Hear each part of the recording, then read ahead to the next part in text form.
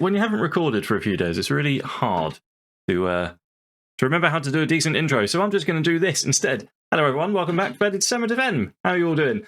We're playing the Super Cup today. The very prestigious, I might add, Super Cup. Look at this. It's slightly better than the Kazakhstan Super Cup and the Super Cup in Bulgaria, which is the Bulgarian Super Cup. Sure, it'd be nice to win it. It'd be nice to start the season off with a trophy win, especially because it's against RB Leipzig, who nearly ruined our entire season last time round. Am I recording? Yes, I am. Before we win or attempt to win the prestigious DFL Super Cup, I need to take you through some new signings. Let's take you through the outs first, because there has been a few of them. And you'll note the big one there immediately, Rurik Lindo to Man City for £120 million. He wanted to go, he wasn't really interested in signing a new contract, and £120 million could be reinvested into the squad quite well, and it has been. So I didn't really worry about letting Lindo go. He's a very, very good player, clearly. Look at him, like he would walk into any team in the world, pretty much. And if you look at his career trajectory, it's not been bad, has it? Dortmund, started out in Fluminense. That's Fluminense, I think, isn't it? Then off to Dortmund, then to us, and then to Man City. And we also made £30 million profit on that sale 4 years later. I mean, that is some business. So yeah, he's undoubtedly a good player. He's going to be missed, but we have brought in players to fill his spot, and we've used the money wisely. So Rurik Lindo off to City. Next one was Andreas Dittmer. If you remember Andreas Dittmer, he went to Wolfsburg for 23 million. He was our third choice goalkeeper then. Spoilers. And yeah, he wasn't getting any game time then, so it made sense. And Wolfsburg wanted to give me £23 million for him, so I took that. He was on a big wage as well, so that got off the wage bill. Not bothered by this sale at all. 30 years old, he was never going to feature. So off he went. I don't really know this Belinsky guy. He was a youth player, and I sold him for 9.5 million to Lyon. Yeah, I mean, he was good for sure, but I don't think he was ever going to be. Certainly not in the time frame we've got left. Now that Football Manager 24 has been announced, certainly not in the time frame we've got left. I don't think he was ever going to feature for us. So yeah, nearly 10 million for him. Pretty good, I think. Giles Wilhelm, who was sort of sat in our reserves for a long time, and I didn't even realise he was there. Kind of average. He went for 5 million to Alaves. Lots of people going out. Won't tell you to Agda, never heard of him. But Dortmund wanted him for 2.5, so off we went. Nguyen Perez featured a couple of times for us last season, notably in the Champions League final, which we didn't win, but whatever. Yeah, he went off to Werder Bremen for a couple of million. Again, not too fussed about that. And then Gemetra has gone out on loan. He only had 1 year left on his deal, and I couldn't find anyone to buy him. So Porto have loaned him, and if they play him, they'll pay half of his wages. If they don't play him, they're going to pay basically all of his wages. Plus, we got a nice monthly fee going on for the loan as well. So pretty good deal, I think. His contract doesn't run out next year. So hopefully, maybe they'll buy him for 26.5 million at the end of the season. And then the last one that's sort of worth noting is Roberto Del Moro has gone out on loan as well. I was planning to use him a little bit more this season, but again, spoilers. I won't be. So it made sense to send him out on loan. He's very unhappy about it. Look at his little unhappy face. And that's fine. That's fine. He's going to be a good goalkeeper, but not in the time frame we've got left for this save. So off he goes. That leads me to the ins, and I keep saying spoilers because for £66 million from Manchester City, I signed Pedro Sabino Hidalgo, our new #1 goalkeeper. I'm very happy with this signing. Very, very happy with this signing. We have a look at him compared with Juan Solis. He is essentially the same player, except better in all the really important areas that I care about. Shot stopping, distribution, aerial reach and stuff like that. He's not as eccentric, but that's there's literally 1 point difference in that. He's a bit slower, but I don't plan on using him as a sweeper keeper anyway, so I don't mind. More physical. He's just a better keeper. I think I hit the mic then. He's just a better keeper. His shot stopping is the one that sort of does me. One-on-ones, because we kept getting a few one-on-ones last season. His reflexes are slightly better. His throwing's better. Aerial reach, command of area, all of the good things. I think Solis last year, I think he conceded goals he shouldn't have conceded a fair few times, and I wanted to upgrade.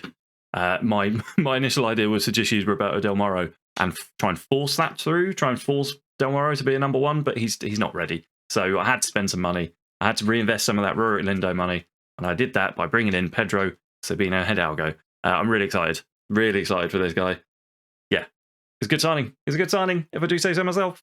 Very good signing. Next, Juan Miranda. This is one of sort of 3 players to help fill Rurik Lindo's gap. Juan Miranda, ball-winning midfielder, can play defensive midfield, can play in the centre of the park, and he can also play at right back, which I quite like. He's very, very good. 25 years old, Argentinian. Where did I get him from? Benfica. Probably overpaid a little bit. But yeah, he's a very well-rounded defender. He can tackle. Very important. He's got some pace, agile, he's aggressive. His work rate's really good, which I really like. His teamwork is really good. Resolute personality. Yeah, he's going to be very good. He's mostly going to be playing in that slot there, but not as a ball winner, because I don't really play as ball winners. He can also, thankfully, play the deep lying playmaker role, which I generally use there. He's also on a far lower wage than Rurik Lindo was. So, Juan Miranda, welcome in. Valdrin Curti, who I definitely overpaid for, definitely, is a left back, young Italian left back. He's going to be an absolute superstar. He's already really good for this team, and therefore for the rest of the Bundesliga. But he's sort of behind Tom Ryan just for seniority's sake at this point. But I think him and Curti are going to rotate throughout the course of the season. I did try and sell Alphonso Davies, but he was very unhappy with me, so I promised I wouldn't sell him again. And you know, it's always a good idea to have a player like Alphonso Davies around who can play in all these different positions. You know, he's still good for this team, so yeah. But Valdrin Curti comes in, £50 million, definitely overpaid, but he's going to be really, really good, I think. And he's going to feature quite a lot. He's got a very, very squashed head. Very squashed head. I hope this is looked at in FM24. We're going to do a video on FM24, of course we are. We're going to have a look at the roadmap they did, you know, like every other content creator has done. Next, Adam Oshkanat. This is a guy I had my eye on over the course of the season. He came to us from Hertha Berlin for some money. 44.5 million. He's consistently scored for Hertha. You know, he's sort of reaching the double digits a couple of times. He's reached double digits a couple of times. I think he's underperforming in that team, but I think he will really perform.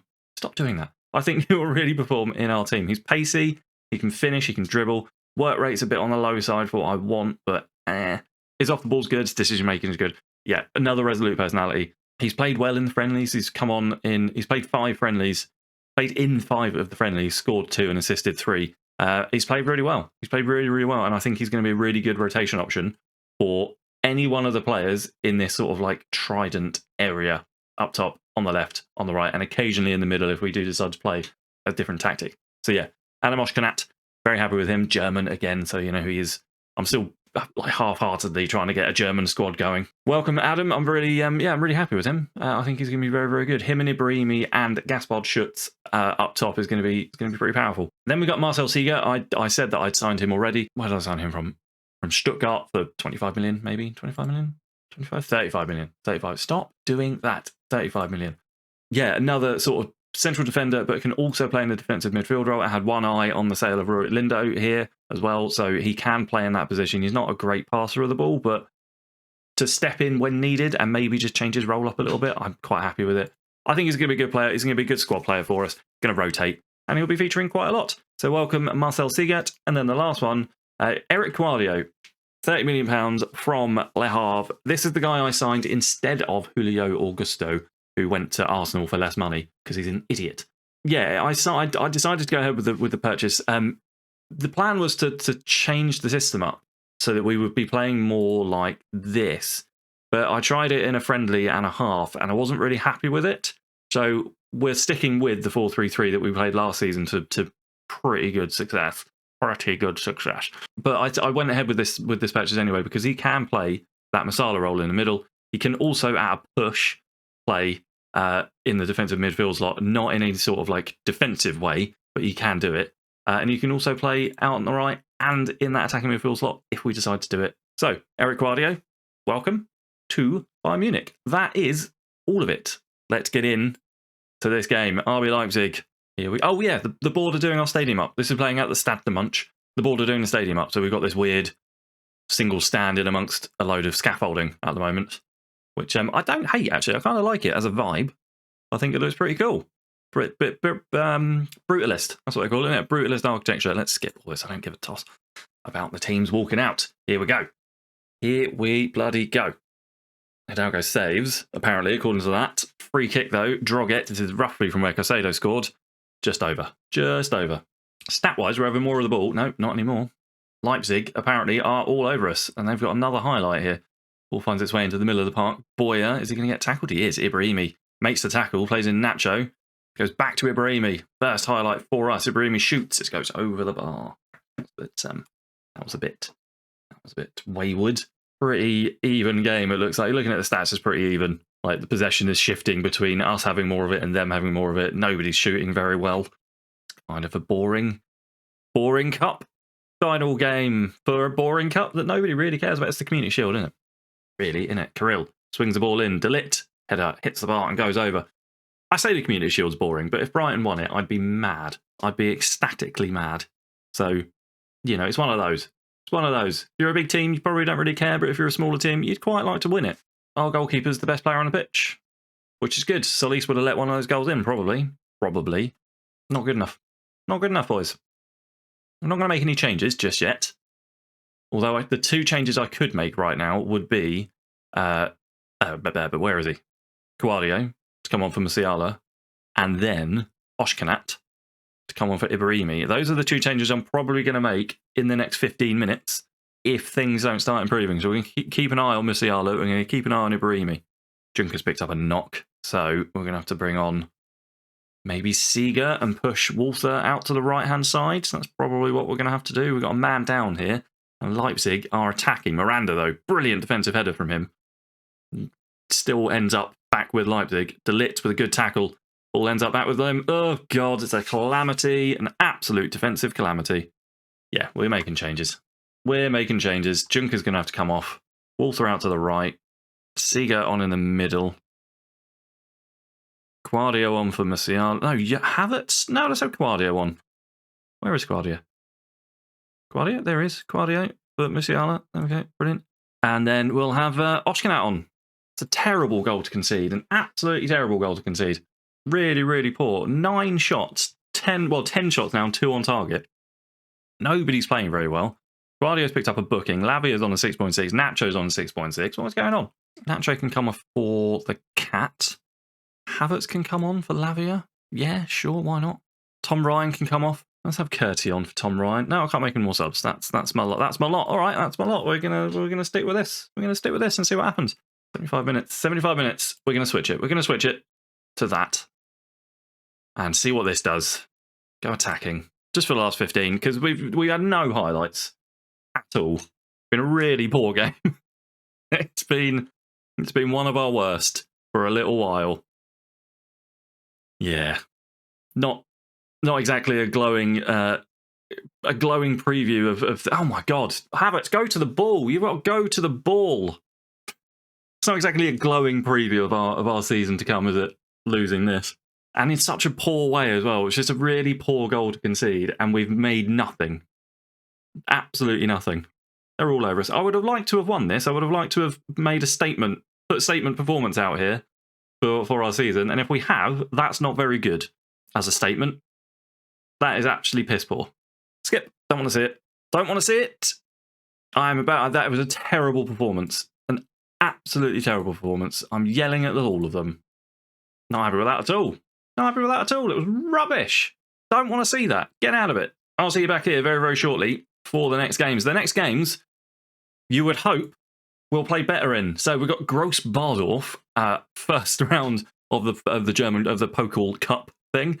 And then we got Dynamo Dresden, who I think got promoted.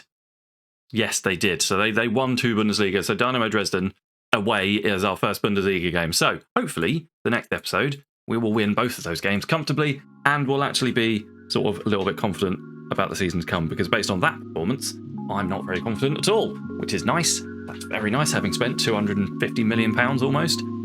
Good. Thank you very much for watching. I hope you enjoyed it. Let me know what you thought down in the comments. Let me know what you think of all the new signings. I'm very excited about some of them, although based on that performance, less excited. And yeah, I'll see you back here very, very soon. Subscribe to the channel if you haven't already. Do it. Cheers. Bye.